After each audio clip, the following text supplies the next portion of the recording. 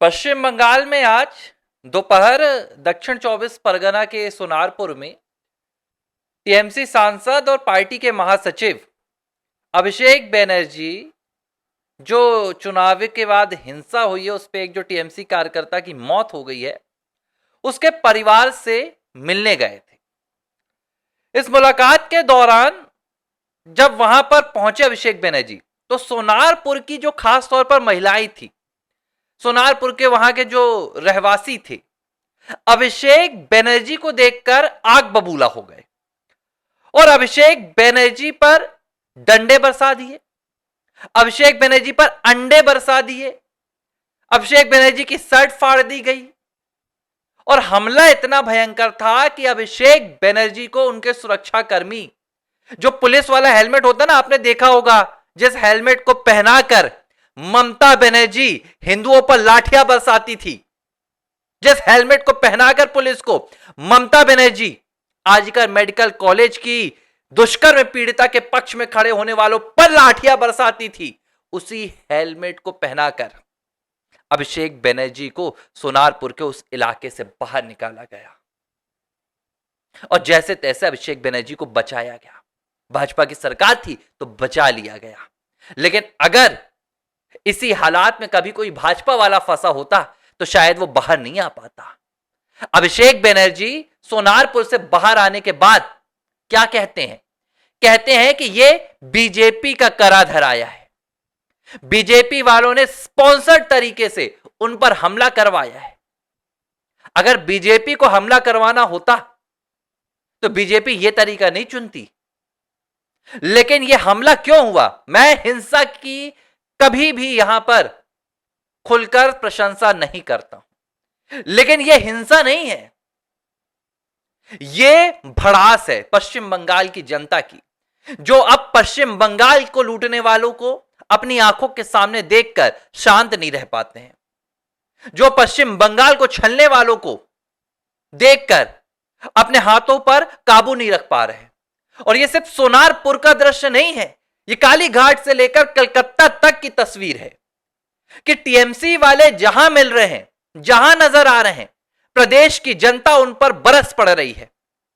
पश्चिम बंगाल की वो आवाम, वो हिंदू आवाम जिसको 15 सालों तक ये दोनों बुआ भतीजी ने मिलकर तड़पाया है, ये उनका आक्रोश है।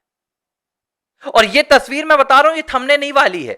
बीजेपी कितनी भी कोशिश कर ले, कहां कहां सिक्योरिटी लगाएगी बीजेपी, कहां कहां अंडे रुकवाएगी बीजेपी, बात ऐसी है कि यह हिंसा नहीं है, यह विरोध है। महिलाओं, यह महिलाओं का विरोध है। महिलाएं कभी हिंसा नहीं करती हैं। अभिषेक बनर्जी कह रहे हैं कि उन्हें महिलाएं ने मारा, महिलाओं ने उन पर डंडे बरसाए, महिलाओं ने उन पर अंडे बरसाए। अगर महिला किसी पार्टी के महासचिव पर अंडा बरसा रही है तो आप सोचिए कि उस पार्टी ने इन महिलाओं के साथ क्या नहीं किया होगा। जब संदेश खाली होता था तब ये अभिषेक बनर्जी क्या कहते थे, आजकल मेडिकल कॉलेज पर क्या कहते थे, चिटफंड घोटाले पर क्या कहते थे। आज ये उसका परिणाम है कि देश की सेकंड लार्जेस्ट पार्टी है, माफ कीजिएगा, बीजेपी के बाद दूसरे नंबर पर, तीसरे, मतलब हां, ये हालात हैं। पहले नंबर पर कांग्रेस, दूसरे में आपकी समाजवादी पार्टी और तीसरे में ये है। उसके बाद भी ये हालात हैं कि इन्हें अंडे खाने पड़ रहे हैं। और एक दिन मैं बता रहा हूं, अभी आपको आएगा कि इसी पश्चिम बंगाल में आप देखेंगे कि इस पश्चिम बंगाल से ममता बनर्जी और अभिषेक बनर्जी को कूच करना पड़ेगा। पश्चिम बंगाल में रहना अभिषेक बनर्जी और ममता बनर्जी के लिए अब मुश्किल होगा। इनका अब सार्वजनिक बहिष्कार यह है और इसकी शुरुआत हो चुकी है। यह सिर्फ और सिर्फ अब मुझे लग रहा है कि दिल्ली में ही रह पाएंगे, क्योंकि इनकी राजनीति तो अब खत्म हो गई है, लेकिन इनका अब सार्वजनिक जीवन भी खत्म हो गया है। सार्वजनिक तौर पर ये जहां नजर आएंगे उन्हें यह झेलना पड़ेगा और इस पर किसी भी सत्ता दल का कोई प्रभाव नहीं है। यह पश्चिम बंगाल की जनता का गुस्सा है।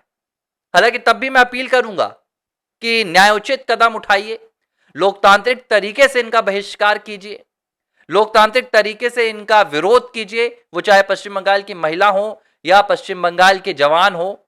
हमें कानून अपने हाथ में नहीं लेना है। हमें पता है कि आपने त्रासदी झेली है, हमें पता है कि आपने बहुत अत्याचार झेले हैं। शायद हम तो वो तस्वीरों को नहीं अपने महसूस कर सकते हैं, हमने सिर्फ तस्वीरें देखी थी, लेकिन फिर भी मैं चाहूंगा कि आप उस रास्ते पर मत चलिए जिस रास्ते पर ये गुंडे चलते थे।